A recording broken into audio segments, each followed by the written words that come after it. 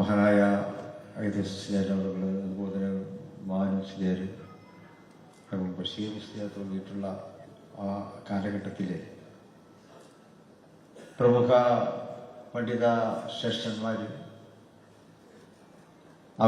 അവരുടെ ആ മാർഗദർശനത്തിന് കീഴിൽ മഹലുകളിലേക്ക് ഇറങ്ങിച്ചെന്നുകൊണ്ട് മഹലുകളിലെ മുറാക്കളെയും സാധാരണക്കാരെയും ഒക്കെ ചേർത്ത് പിടിച്ചുകൊണ്ടുള്ളൊരു സംവിധാനം, അതാണ് നമ്മുടെ സുന്നി മഹല്ല് ഫെഡറേഷനായി ഇന്ന് പൂർവാധികം ശക്തിയിലൂടെ പ്രവർത്തിച്ചു കൊണ്ടിരിക്കുന്നത്.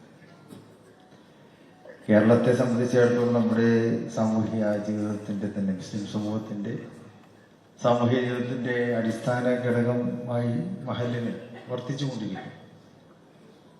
പതിനായിരക്കണക്കിന് മഹല്ലുകളാണ് ഇപ്പോൾ കേരളത്തിൽ പ്രവർത്തിച്ചു വരുന്നത് നമുക്കറിയാം.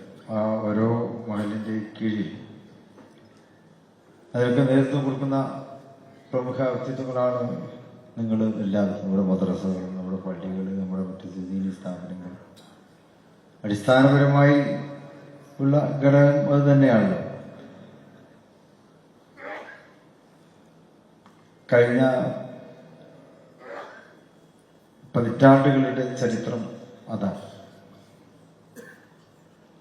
ഒറ്റപ്പെട്ട പ്രവർത്തനമല്ല, മഹല്ലുകളിൽ കൂട്ടായ പ്രവർത്തനങ്ങളിലൂടെയാണ് നമ്മൾ അവിടെ പരിശുദ്ധമായ ദീനിന്റെ ദഅവത്ത് നിർവഹിച്ചുകൊണ്ടിരിക്കുന്നത് എന്ന് നമുക്കറിയാം.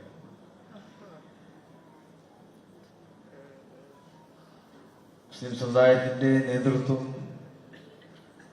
അത് നൽകുന്ന മാർഗദർശനങ്ങളെയും ആഹ്വാനങ്ങളെയും അതിനെ നടപ്പിൽ വരുത്തുന്നതിന് എന്നും കേരളത്തിലെ നമ്മുടെ മഹല്ലുകൾ അതിന് തയ്യാറായിട്ടുണ്ട് എന്നുള്ളത് നമ്മുടെ ചരിത്രമാണ്. മഹല്ലുകളുടെ ഐക്യം തന്നെയാണ് ഏറ്റവും പ്രധാനമായിട്ടുള്ളത്. മഹല്ലുകളാണ് നമ്മുടെ അടിസ്ഥാന ഘടകം. അപ്പോൾ അടിസ്ഥാന ഘടകത്തിൽ ഐക്യം നിലനിർത്തുക എന്നുള്ളത്, മുസ്ലിം സമുദായത്തിന്റെ ഐക്യം നിലനിർത്തുക എന്നുള്ളത് തന്നെയാണ് പ്രധാനമായിട്ടുള്ളത്. നമുക്ക് ഇസ്ലാമികമായ ശരീഅത്തിന്റെ നടത്തിപ്പ്, അതാണല്ലോ മുസ്ലിം സമൂഹത്തിന്റെ ഇസ്സത്തിന് ആധാരമായിട്ടുള്ളത്. അഹ്ലുസുന്നത്ത് വൽ ജമാഅത്തിന്റെ ആശയാദർശങ്ങളിൽ അടിയുറച്ചു നിന്നുകൊണ്ടുള്ള ശരീഅത്തിന്റെ സംസ്ഥാപനം, അതിനുള്ള നേതൃത്വം അതാണല്ലോ മഹല്ലുകൾ, അതാണല്ലോ നിർവഹിച്ചുകൊണ്ടിരിക്കുന്നത്. അതിന് മഹല്ലിൽ ഉലമാക്കളുടെ നേതൃത്വം ഉണ്ടാവും, അവരോടൊപ്പം ചേർന്നിരിക്കുന്ന ഉമറാക്കളുടെ നേതൃത്വം ഉണ്ടാവും. അത് രണ്ടും കൂടി ചേരുമ്പോഴാണ് യഥാർത്ഥ ഇസ്ലാമിന്റെ വഴികൾ നമ്മുടെ മഹല്ലുകളിൽ ഉറപ്പുവരുത്തുവാൻ നമുക്ക് സാധിക്കുക. ഏതൊരു മഹല്ലും അവിടെ പള്ളി ഉണ്ടാക്കുന്നു, പള്ളിയെ പരിപാലിച്ചുകൊണ്ടിരിക്കുന്നു, മദ്രസകൾ ഉണ്ടാക്കുന്നു, പള്ളികളിൽ തന്നെ ദർസുകൾ ഉണ്ടാവും, മറ്റു രീതിയായിട്ടുള്ള പ്രവർത്തനങ്ങൾ, ഇതൊക്കെ തന്നെ ഓരോ മഹല്ലും നടപ്പിലായിക്കൊണ്ടിരിക്കുന്നു. ഒരു മഹല്ലത്തിൽ തുടക്കം കുറിച്ചാൽ മറ്റു മഹല്ലും അത് മാതൃകയാക്കുകയും ഒരു മാത്സര്യ ബുദ്ധി തന്നെ പലപ്പോഴും ആ കാര്യത്തിൽ ഉണ്ടാവുകയും ചെയ്യുന്നുണ്ട്. ദഅവ മേഖലയിൽ മാത്സര്യം വളരെ നല്ലതാണ്. പ്രത്യേകിച്ച് ഇൽമി സംരംഭങ്ങൾ പടുത്തുയർത്തുവാനും അതിനെ പരിപാലിക്കുവാനും ഒക്കെയുള്ള കാര്യത്തിൽ നമ്മുടെ മദ്രസകൾ, അവിടെ മാലിന്യങ്ങൾക്ക് ശമ്പളം കൊടുക്കേണ്ടി വരും, മദ്രസകളിൽ അടിസ്ഥാന സൗകര്യങ്ങൾ ഒരുക്കി കൊടുക്കേണ്ടി വരും. ഇതൊക്കെ തന്നെ ഏറ്റെടുക്കുന്നത് പ്രത്യേകിച്ച് മഹല്ലിലെ ഉമറാക്കളാണ്. ഉലമാക്കളുടെ മാർഗദർശനം ഉണ്ടാവും.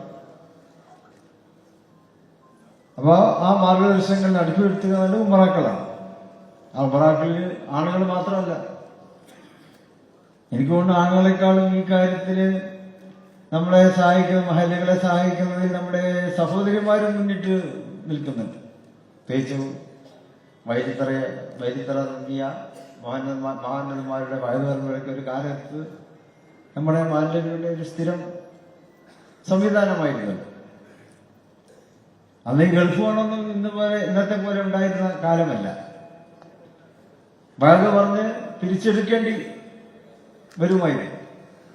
ആ സന്ദർഭങ്ങളില് കാതിലെ ചുറ്റും വെള്ളി അരഞ്ഞാണവും നെക്ലസും ഇതൊക്കെ ഊരി നൽകി പള്ളിക്കും മദ്രസക്കും മുതൽക്കൂട്ടാക്കുവാൻ മുന്നോട്ട് വന്ന നമ്മുടെ ഒട്ടേറെ സഹോദരന്മാർ. ആ സഹോദരന്മാരോടൊപ്പം അവരും അത് ഭംഗിയായി നിർവഹിച്ചിട്ടുണ്ട് എന്നുള്ളതാണ്. ചുരുക്കി പറഞ്ഞ മഹല്ലിലെ എല്ലാവരും ഒരേപോലെ ഒരേ മനസ്സോടെ പരിശുദ്ധ ദീനിനെ നിലനിർത്തുന്നതിനും വളർത്തുന്നതിനും അതിന്റെ പരിപാലനം നിർവഹിക്കുന്നതിനുമൊക്കെ പ്രവർത്തിച്ചു. അതിവിടെ നമുക്ക് നിലനിർത്തേണ്ടതുണ്ട്. അതിനെ അനൈക്യത്തിന്റെയോ ഛിന്നതയുടെ വിള്ളലിന്റെയോ മാർഗത്തിലൂടെ അതിനെ തളർത്തുവാൻ നമുക്ക് ആരെയും അനുവദിച്ചുകൂടാ. ഐക്യാന്തരത്തിൽ ജമാ പരിശുദ്ധ പ്രവാചകൻ സ്വല്ലല്ലാഹു അലൈഹി വസല്ലം പറഞ്ഞതാണ്. അള്ളാഹുവിന്റെ സഹായം അത് നമ്മൾ ജമാഅത്തായിട്ട് സംഘബോധത്തോടെ ഐക്യത്തോടെ പ്രവർത്തിക്കുമ്പോഴാണ് അള്ളാഹുവിന്റെ സഹായം ഉണ്ടാവുക. അള്ളാഹുവിന്റെ സഹായം ഉണ്ടാവുന്നത് എപ്പോഴാണ്? നമ്മൾ ഭൂമിയിൽ കരുണ ചെയ്യാൻ തയ്യാറാണ്. അള്ളാഹുവിന്റെ കാരുണ്യത്തിന്റെ മുഖങ്ങളാണ്. അത് ഭൂമിയിൽ നടപ്പാക്കുവാനുള്ള ചുമതല അവന്റെ അടിമകളായ അവന്റെ വിശ്വാസികളായ നമ്മുടെ ഓരോരുത്തരുടെ കടമയാണ്. അപ്പൊ അള്ളാഹുവിന്റെ ദീനിനെ നിലനിർത്താനുള്ള പ്രവർത്തനങ്ങൾക്കുള്ള കാര്യങ്ങൾ അതൊരു കാരുണ്യമായിട്ട് തന്നെ നമ്മൾ അതിനെ കാണേണ്ടതുണ്ട്. കാരണം അള്ളാഹു ദീനിനെ നമുക്ക് നൽകിയത് കരുണയായിട്ടാണ്. പരിശുദ്ധ ദീൻ ഇസ്ലാമിനെ കൽപ്പിച്ചരുളി നൽകിയത് മനുഷ്യർക്ക് കരുണ ചെയ്യുവാനാണ്. ഭൂമിയിൽ മനുഷ്യരുടെ കാരുണ്യം നിറഞ്ഞ ജീവിതത്തിന് വേണ്ടിയാണ്, നന്മ നിറഞ്ഞ ജീവിതത്തിന് വേണ്ടിയാണ്. അപ്പൊ നന്മ നിറഞ്ഞ ആ ജീവിതത്തിന് വേണ്ടിയുള്ള പ്രവർത്തനങ്ങൾ അത് അള്ളാഹുവിന്റെ കാരുണ്യത്തെ നിലനിർത്താൻ കൂടിയുള്ള പ്രവർത്തനമാണ്. ആ കാരുണ്യ പ്രവർത്തനങ്ങൾ നമ്മൾ നിർവഹിക്കുന്നത് കൊണ്ട് തന്നെയാണ് അവന്റെ ആ കാരുണ്യം നമുക്ക് ഇങ്ങനെ ലഭിച്ചുകൊണ്ടിരിക്കുന്നത്. അത് റബ്ബ് സുബ്ഹാനഹു വ തആല നിന്നും നമുക്ക് നിലനിർത്തി തെരുമാറാകട്ടെ. നമ്മുടെ പൂർവികരൊക്കെ അതിന് വലിയ പങ്ക് വഹിച്ചിട്ടുണ്ട്.